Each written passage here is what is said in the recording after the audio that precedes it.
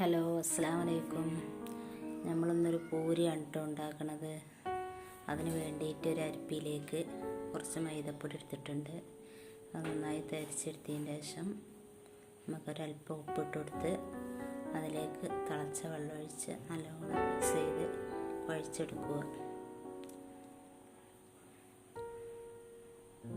കുറേശ്ശെ വെള്ളം ഒഴിച്ച് കുഴച്ചെടുക്കണം.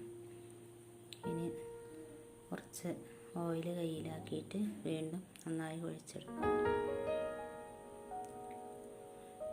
ഇനി ആ മാവ് എല്ലാം ഓരോരോ ബോൾസാക്കി വെക്കുക.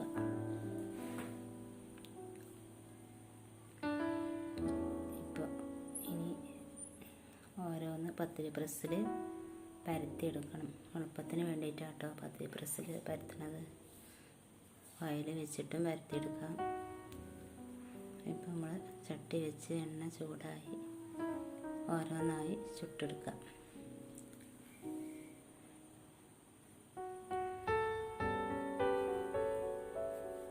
എല്ലാം ചുട്ട് കഴിഞ്ഞ് ഇതിലേക്ക് പട്ടാണി കറി കേട്ടോ ഉണ്ടാക്കണം.